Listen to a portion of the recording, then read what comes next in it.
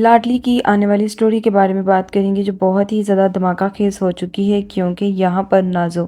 اب جیسے ہی دیکھتی ہے اپنے سامنے اسنا بی کو تو دیکھ کر وہ بہت حیران ہو جاتی ہے اور کہتی ہے کہ اسنا بھی آپ یہاں پر کیا کر رہی ہیں اور آپ کی ہمت کیسے ہوئی میرے گھر میں داخل ہونے کی۔ یہ بات سن کر کہتی ہے کہ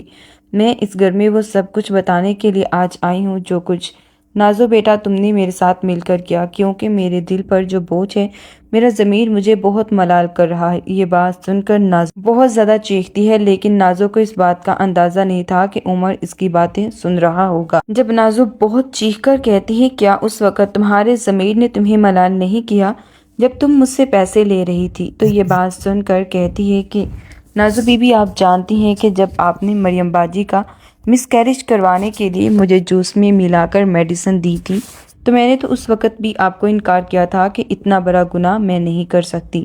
لیکن آپ نے اس سب کے لیے مجھے کتنا فورس کیا اور زبردستی مجھے بھیج دیا، ورنہ آپ نے مجھے جاب سے نکالنے کی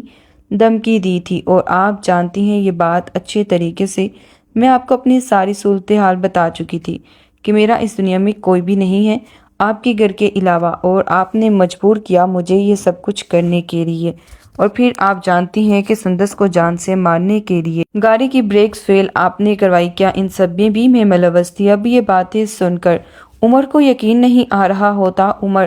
سائڈ پر ہو جاتا ہے۔ عمر ساری باتیں تو سن نہیں پاتا، لیکن عمر کو آج اس بات پر یقین ہونے لگا تھا کہ مریم